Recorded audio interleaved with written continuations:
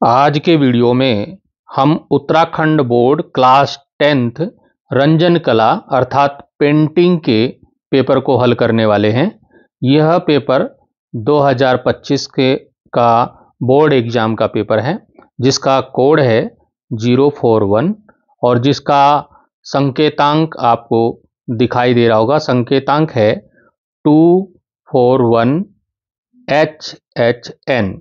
यह पेपर आज 8 मार्च 2025 को उत्तराखंड बोर्ड में हुआ है और जो बच्चे इस पेपर को दे के आए हैं उन्होंने पेपर अच्छा किया होगा और इस वीडियो को देखकर वो अपने उत्तर भी चेक कर सकते हैं।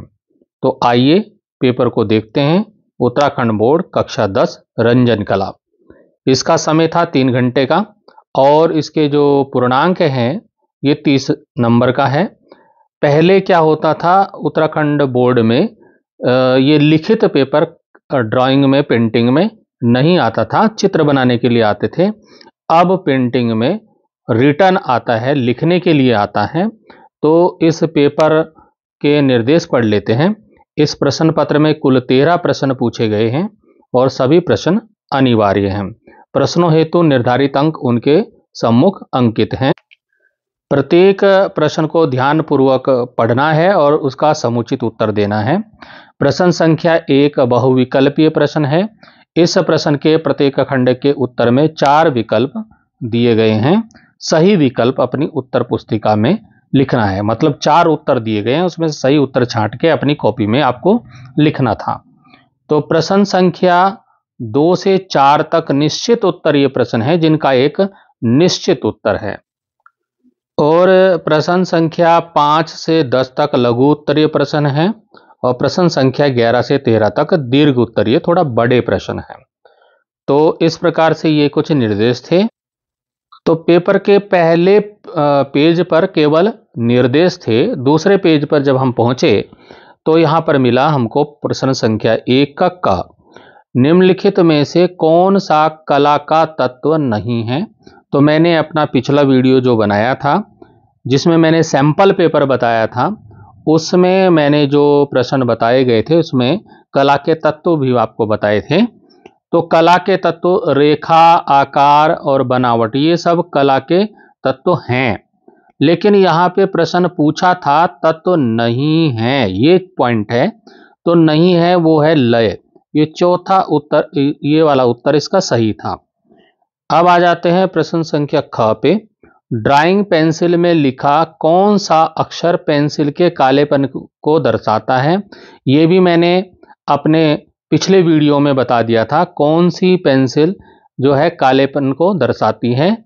तो यदि आपने वो वीडियो देखा होगा तो वहाँ से आप इसको अच्छे से कर पाए होंगे। तो इसमें मैंने हर प्रकार की पेंसिल के बारे में उस वीडियो में बताया था। तो यहाँ पर जो कालेपन को दर्शाती है वो पेंसिल है बी वाली। इसका सेकंड वाला आंसर आपका सही होगा। इसमें ग वाला प्रश्न है निम्न में से किस राज्य में अजंता की गुफाएं हैं। तो मैंने अपने पिछले वीडियो में ये भी बताया था कि कहाँ अजंता की गुफाएं हैं। तो इसका जो उत्तर है सही वो है महाराष्ट्र। दूसरे प्रश्न पे चलते हैं। दूसरा प्रश्न है कि कला में मुख्यतः कितने प्रकार के संतुलन होते हैं। तो बच्चों कला में मुख्यतः 3 प्रकार के संतुलन होते हैं। वो 3 प्रकार के संतुलन कौन कौन से हैं। पहला जो है वो है सममित संतुलन, दूसरा है असममित संतुलन और तीसरा है विकेंद्रित संतुलन। इसको रेडियल बैलेंस भी बोलते हैं। पेपर का 3rd क्वेश्चन था पेंट ब्रश का कौन सा भाग ब्रिसल्स को हैंडल से जोड़ता है। तो मैंने पेंट ब्रश का पिछले वीडियो में पूरा पेंट ब्रश के भागों के बारे में बताया था। तो यहाँ पर जो फेरूल होता है, ये फेरूल पेंट ब्रश का वह भाग है जो ब्रिसल्स को हैंडल से जोड़ता है। ये इसका आंसर आपको लिखना था। 4th क्वेश्चन है किस चित्रकला शैली को मिथिला कला भी कहा जाता है। तो ये मधुबनी चित्रकला जो है इसको मिथिला पेंटिंग भी कहा जाता है। ये मिथिला कला भी इसको कहा जाता है। मधुबनी पेंटिंग जो है उसी को मिथिला कला भी कहा जाता है। फिफ्थ क्वेश्चन है हमारा, पांचवा प्रश्न है, द्वितीयक रंग से क्या अभिप्राय है, उदाहरण सहित समझाइए। तो द्वितीयक रंग कौन कौन से होते हैं? द्वितीयक रंग वे रंग होते हैं जो दो प्राथमिक रंगों के मिश्रण से बनते हैं। उदाहरण के लिए हरा रंग, नारंगी रंग और बैंगनी रंग, ये हो गए आपके द्वितीयक रंग। और ये किन दो प्राथमिक से मिलते हैं? पीला और नीला से मिलके बनता है हरा, लाल और पीला से मिलके नारंगी, और लाल और नीला से बनके आपके बैंगनी रंग बनते हैं। बच्चों इसी में अथवा करके प्रश्न था, अथवा, अथवा और, या तो आप वो रंग वाला बता दीजिए द्वितीयक रंग कौन कौन से होते हैं। वो प्रश्न अगर आपको नहीं आता तो आप ये गर्म तथा ठंडे रंग में अंतर बता दीजिए। तो वो वाला प्रश्न कर लीजिए या ये वाला कर लीजिए। तो एक करना था, दोनों नहीं करने हैं। तो अब हम इस वाले प्रश्न को भी मैंने अपने पिछले वीडियो में विस्तार से बताया है, पर यहां पर केवल अंतर पूछा है तो हम अंतर बताएंगे। तो इसका उत्तर हो जाएगा, पहले तो आप देखिए कि गर्म रंग, ठीक है, हेडिंग डालेंगे गर्म रंग। गर्म रंग वे रंग होते हैं जो हमें गर्मी और ऊर्जा का एहसास कराते हैं। इनमें लाल, नारंगी और पीला रंग शामिल हैं। जैसे कि आपने देखा होगा सूरज का रंग जो है वह हमें गर्मी का एहसास कराता है। सूरज हो गया, आपके लाल रंग के फूल हो गए, तो जैसे आग का रंग हो गया, आग वो गर्मी का एहसास कराता है, तो वो गर्म रंग है। बात जब करते हैं ठंडे रंग की, तो ठंडे रंग वे रंग होते हैं जो हमें ठंडक और शांति का एहसास कराते हैं। इसमें नीला, हरा, बैंगनी रंग शामिल हैं। जैसे कि आपने देखा होगा समुद्र का रंग हो गया, या पेड़ पौधों के रंग हो गए हरे, जंगल के रंग हो गए, तो ये हमें ठंडक प्रदान करते हैं। हमारा 6 नंबर का प्रश्न है कि आकार और रूप को उदाहरण सहित परिभाषित कीजिए। तो इसको परिभाषित करते हैं। आकार, पहले शेप, आकार क्या होता है? किसी वस्तु की बाहरी सीमाओं को आकार कहते हैं। यह द्विआयामी यानी कि 2D होता है। उदाहरण आप वृत्त, वर्ग और त्रिभुज आदि को ले सकते हैं। अब रूप क्या होता है? रूप, फॉर्म, कला में जब किसी आकार में गहराई, डेप्थ और आयतन, वॉल्यूम जुड़ जाता है तो उसे रूप कहते हैं। यह त्रिआयामी यानी कि 3D होता है। उदाहरण गोला, घन, शंकु आदि। प्रश्न संख्या 7 था हमारे प्रश्न पत्र में, ऑयल पेस्टल रंगों की उपयोगिता पर प्रकाश डालिए। इसका उत्तर हो जाएगा, ऑयल पेस्टल रंग चमकीले और गहरे होते हैं। ये चित्रों में उभार लाने के लिए उपयुक्त होते हैं। इनका प्रयोग स्मूजिंग, ब्लेंडिंग और हाइलाइटिंग के लिए किया जाता है।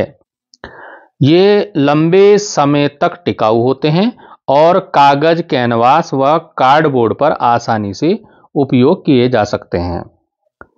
हमारे पेपर का 8वां प्रश्न है, पेंटिंग में ड्राइंग बोर्ड का क्या महत्व है?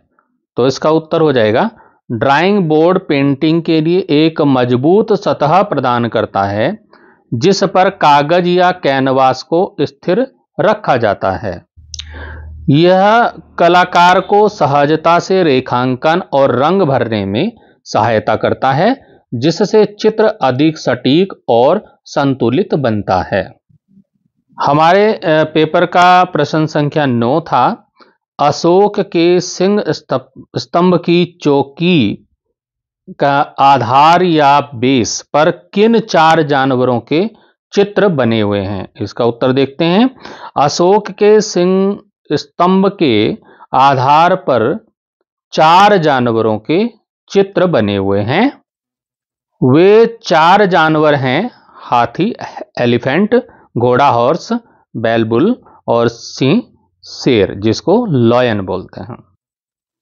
पेपर में 10वां जो प्रश्न है, मधुबनी पेंटिंग में किस प्रकार के रंगों का प्रयोग किया जाता है? इसमें अथवा करके दिया है। अगर आपको ये वाला प्रश्न नहीं आता तो आप ये वाला कीजिए, कैलाशनाथ मंदिर की वास्तुकला पर एक संक्षिप्त टिप्पणी लिखिए। तो आप दोनों में से एक कीजिए, चाहे ये वाला कीजिए चाहे ये वाला कीजिए, दोनों नहीं करने हैं, एक करना है। मैं यहां आपको दोनों ही प्रश्नों के उत्तर बताऊंगा। तो पहले तो हम मधुबनी पेंटिंग में किस प्रकार के रंगों का प्रयोग किया जाता है इसका उत्तर देख लेते हैं। तो मधुबनी पेंटिंग में प्राकृतिक रंगों का प्रयोग किया जाता है, ये मेन उत्तर है इसका, कि मधुबनी पेंटिंग में प्राकृतिक रंगों का प्रयोग किया जाता है। ये रंग आमतौर पर पौधों, फूलों, फलों और अन्य प्राकृतिक स्रोतों से प्राप्त होते हैं। कुछ सामान्य रंगों में शामिल हैं, जैसे कि पहला रंग है काला रंग। तो काजल या जले हुए नारियल के छिलके से बनाया जाता है ये काला रंग। दूसरा है सफेद, चावल के पाउडर से बनाया जाता है सफेद रंग। और तीसरा है लाल, सिंदूर या फूलों से बनाया जाता है लाल रंग। फिर आता है पीला रंग, तो हल्दी या फूलों से बनाया जाता है।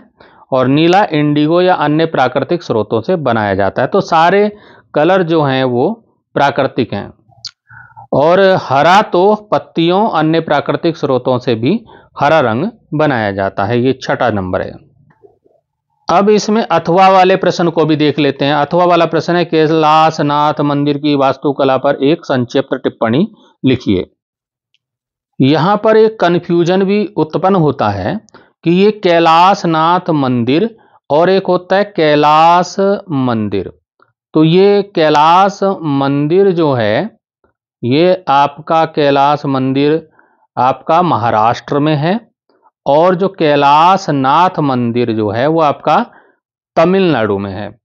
तो आपको उत्तर भ्रमित भी कर सकता है। तो यहां पर मैं कैलाशनाथ मंदिर के बारे में बता रहा हूं, कैलाश मंदिर के बारे में नहीं बता रहा हूं। तो हम बात करेंगे तमिलनाडु वाले मंदिर की। तो कैलाशनाथ मंदिर तमिलनाडु के कांचीपुरम में स्थित है, और यह पल्लव वंश के राजा नरसिंह वर्मन द्वितीय राजसिंह द्वारा 8वीं शताब्दी में बनवाया गया था। यह मंदिर द्रविड़ शैली की वास्तुकला का उत्कृष्ट उदाहरण है। मंदिर का निर्माण बलुआ पत्थर से किया गया है, और इसकी दीवारों तथा स्तंभों पर भगवान शिव, पार्वती, नंदी तथा अन्य देवी देवताओं की सुंदर नक्काशी की गई है। गर्भगृह में शिवलिंग स्थापित है, जिसके सामने नंदी की प्रतिमा विराजमान है। और इस मंदिर में अनेक छोटी छोटी मंडपिकाएं, मंदिर कक्ष हैं, जो इसकी वास्तुकला को भव्यता प्रदान करती हैं। कैलाशनाथ मंदिर अपनी अद्वितीय नक्काशी, शिल्पकला और स्थापत्य कला के लिए प्रसिद्ध है, तथा भारतीय वास्तुकला का महत्वपूर्ण उदाहरण माना जाता है। हमारा प्रश्न 11वां है, कला में लय तथा अनुपात क्या है, उदाहरण सहित स्पष्ट कीजिए। कला में लय, रिदम क्या है? कला में लय का अर्थ है रचना में गति, प्रवाह और संतुलन का बना रहना। जब चित्रकला, मूर्तिकला या अन्य कलाकृतियों में तत्वों का क्रमबद्ध दोहराव होता है, तो वह लय उत्पन्न करता है।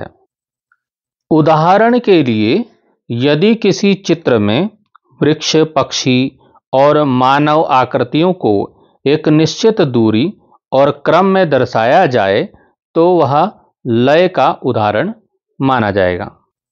दूसरी चीज प्रश्न में पूछी गई है, वो है अनुपात।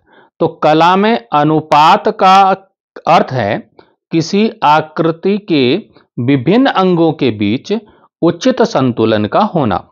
यह चित्र या मूर्तिकला को वास्तविकता के अधिक निकट में लाता है। इसका उदाहरण हो जाएगा किसी मानव चित्र में सिर, धड़ और अंगों का संतुलित आकार तथा उनके अनुपात का सही निर्धारण ही अनुपात का उदाहरण है। मान लीजिए आप मानव का या मनुष्य का कोई चित्र बना रहे हैं, तो उसमें उसका मनुष्य का जो आपने सिर बनाया, उसका धड़ बनाया, उसके अंग बनाए, उनका संतुलित आकार तथा उनके अनुपात का सही निर्धारण अनुपात का उदाहरण होता है। ऐसा नहीं कि सिर बहुत बड़ा बना दिया, धड़ पतला बना दिया, हाथ छोटे बना दिए, तो इस तरह से नहीं, मतलब सही अनुपात में उसका चित्र का निर्माण होना चाहिए, वही अनुपात कहलाता है। प्रश्न संख्या 12 देखेंगे। कला में उपयोग किए जाने वाले विभिन्न प्रकार के ब्रशों का विवरण कीजिए। अब जब कला बनाते हैं, कोई भी आर्ट बनाते हैं, तो ब्रश का इस्तेमाल तो करते हैं उसमें, तो क्योंकि रंग भरने हैं तो बिना ब्रश के तो भर नहीं सकते। ब्रश कितने प्रकार के हैं, विभिन्न प्रकार के ब्रशों के बारे में यहां पर वर्णन करना है। तो कला में उपयोग किए जाने वाले ब्रश विभिन्न प्रकार के होते हैं, जो उनके आकार, बनावट और उपयोग के आधार पर अलग अलग कार्यों के लिए उपयुक्त होते हैं। प्रमुख प्रकार के ब्रश निम्नलिखित हैं। पहले जो ब्रश होते हैं वो गोल प्रकार के होते हैं, जिनको हम बोल सकते हैं राउंड ब्रश। तो ये राउंड ब्रश कैसे होते हैं? इन ब्रशों के सिरे गोल होते हैं, जो रेखांकन, डिटेलिंग और पतली रेखाएं बनाने के लिए उपयुक्त होते हैं। तो ये राउंड ब्रश जो होते हैं, ये जल रंग, वाटर कलर और एक्रिलिक पेंटिंग में अधिक प्रयोग किए जाते हैं। फिर आते हैं फ्लैट ब्रश। अब फ्लैट जब नाम ही उसका फ्लैट है, तो क्या होगा?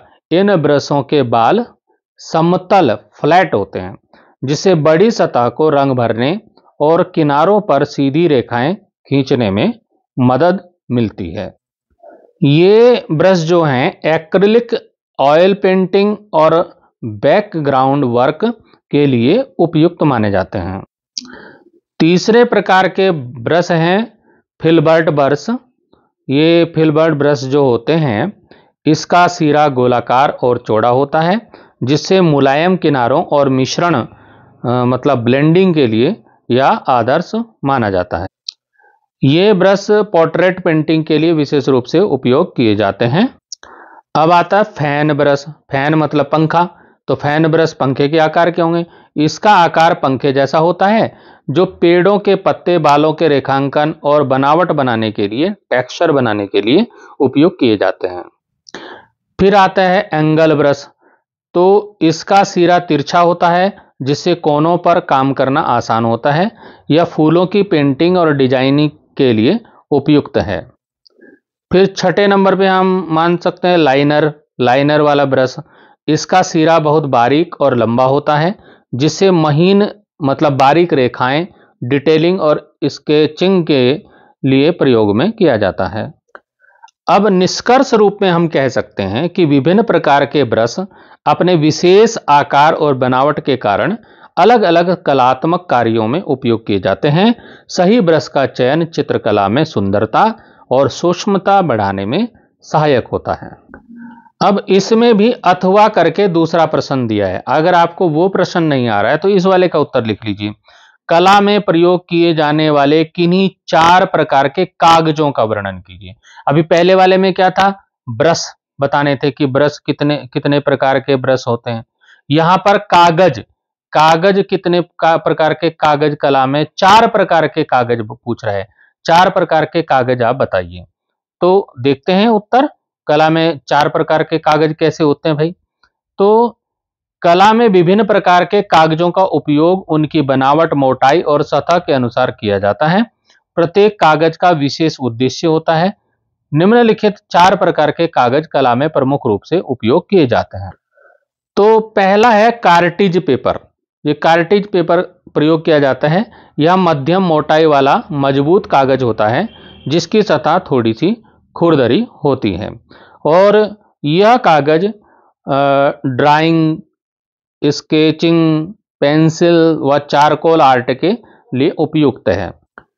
दूसरा आ जाता है हमारा वाटर कलर पेपर।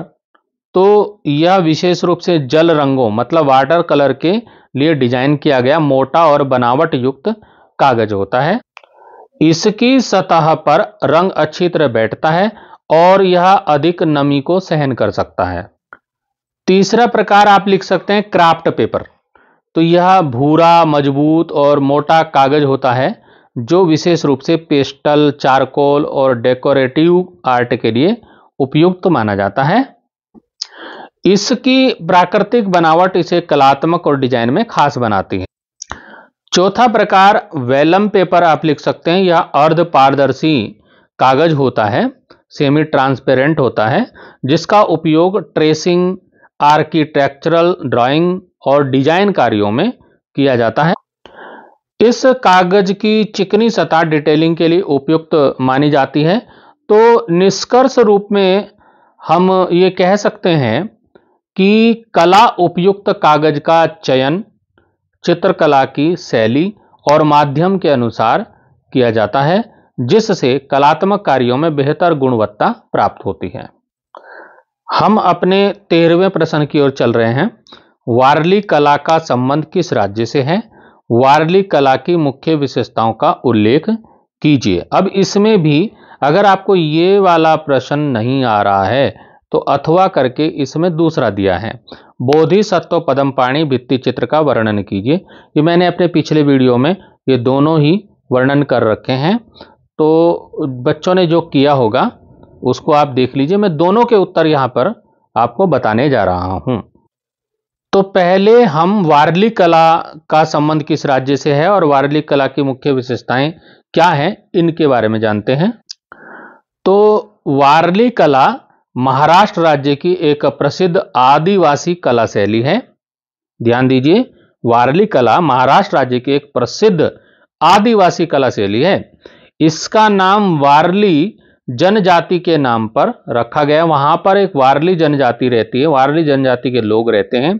उसी जनजाति के नाम पर इसका नाम वारली रखा गया है, जो मुख्य रूप से महाराष्ट्र के पालघर, ठाणे और नासिक क्षेत्रों में निवास करती है। वारली कला की जो प्रमुख विशेषताएं हैं, एक इसमें है, पहला सरल आकृतियां हैं इस कला में।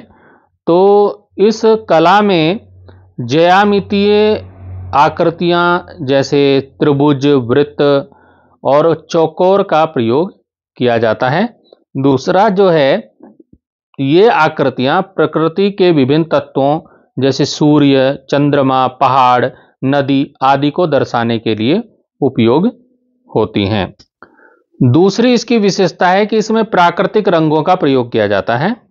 वारली चित्रकार प्राकृतिक रंगों का प्रयोग करते हैं, जिनमें सफेद रंग प्रमुख होता है, जिसे चावल के आटे, पानी और गोंद को मिलाकर के बनाया जाता है। और ये चित्र आमतौर पर गहरे भूरे रंग की दीवारों या मिट्टी के पृष्ठभूमि पर बनाए जाते हैं। तीसरी विशेषता है वारली कला की जीवन के दृश्य। तो वारली चित्रों में ग्रामीण जीवन, कृषि कार्य, नृत्य, त्योहार और दैनिक गतिविधियों का चित्रण किया जाता है। और ये चित्र पारंपरिक रीति रिवाजों, शादियों और धार्मिक अनुष्ठानों के दौरान बनाए जाते हैं। चौथी विशेषता है वारली कला की प्रतीकात्मक कला। वारली चित्रों में मानव आकृतियां साधारण रेखाओं और त्रिभुज के माध्यम से दर्शाई जाती हैं, जो इस कला की विशिष्ट पहचान है। पांचवी विशेषता है कि कोई परिप्रेक्ष्य नहीं है। वारली चित्रों में किसी प्रकार का गहराई का प्रयोग नहीं किया जाता, जिससे ये चित्र सपाट मतलब फ्लैट दिखाई देते हैं। इससे यह निष्कर्ष निकलता है कि वारली कला अपनी सरलता, प्रतीकात्मकता और सांस्कृतिक महत्व के कारण न केवल महाराष्ट्र में बल्कि पूरे भारत में प्रसिद्ध है।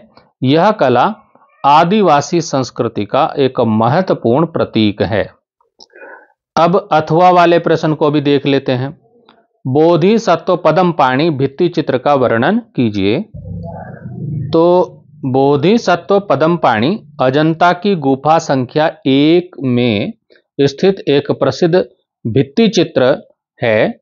यह भित्ति चित्र गुप्तकालीन कला का उत्कृष्ट उदाहरण है, जिसे 5वीं-6वीं शताब्दी में बनाया गया था। आइए बोधिसत्व पदमपाणि भित्ति चित्र का वर्णन, उसके बारे में अधिक जानकारी प्राप्त करते हैं। तो आकृति एवं भाव भंगिमा कैसी है इसकी, तो देख लेते हैं। इस चित्र में बोधिसत्व पदमपाणि को एक शांत, सौम्य और दिव्य व्यक्तित्व के रूप में दर्शाया गया है। बोधिसत्व के हाथ में एक कमल का फूल है, इसलिए इन्हें पद्म पाणि कहा जाता है, क्योंकि कमल के फूल को पद्म भी बोला जाता है, इसलिए इसको पद्म पाणि कहा जाता है। उनका मुखमंडल अत्यंत शांत और करुणा से भरा हुआ है, जो ध्यान और अध्यात्म का प्रतीक माना जाता है। इस चित्र के वस्त्र और आभूषण जो हैं, बोधिसत्व को सुंदर आभूषणों से अलंकृत किया गया है, जिसमें कि मुकुट, हार, बाजूबंद और कर्णफूल शामिल हैं। वे पतले पारदर्शी वस्त्र पहने हुए हैं, जो प्राचीन भारतीय वस्त्र कला को दर्शाते हैं। बोधिसत्व पद्म पाणि चित्र की जो पृष्ठभूमि है, उसका बैकग्राउंड की बात कर लेते हैं। चित्र की पृष्ठभूमि में अन्य छोटी आकृतियां भी दर्शाई गई हैं, जो बोधिसत्व के अनुयायियों को प्रदर्शित करती हैं। इस भित्ति चित्र में रंग संयोजन अत्यंत संतुलित और आकर्षक है। इस चित्र का आध्यात्मिक महत्व देख लीजिए। बोधिसत्व पद्म पाणि चित्र करुणा, ज्ञान और शांति का प्रतीक है, और यह चित्र महायान बौद्ध धर्म में बोधिसत्व की करुणामयी भावना को दर्शाता है, जो संसार को दुखों से मुक्त करने के लिए तत्पर रहते हैं। तो इसका यह निष्कर्ष निकलता है कि बोधिसत्व पद्म पाणि भित्ति चित्र भारतीय चित्रकला का उत्कृष्ट उदाहरण है, जो धार्मिक, सांस्कृतिक और कलात्मक दृष्टि से अत्यंत महत्वपूर्ण है। इसकी सूक्ष्म रेखाएं, रंग संयोजन और भाव प्रवणता इसे विश्वविख्यात बनाती हैं। तो प्यारे बच्चों, हमने इस वीडियो में UK board exam 2025 class 10th के पेंटिंग के पेपर को यहाँ पर हल करने का प्रयास किया, और मैं आशा करता हूँ इस पेपर से आपको काफ़ी हेल्प मिलेगी और आप अपने अंकों के बारे में जान पाएंगे, और आने वाले टाइम में अगले वर्ष जो बच्चे परीक्षा देने वाले हैं, उनके लिए भी यह वीडियो मददगार साबित होने वाला है। फिर मिलेंगे, अभी के लिए थैंक यू।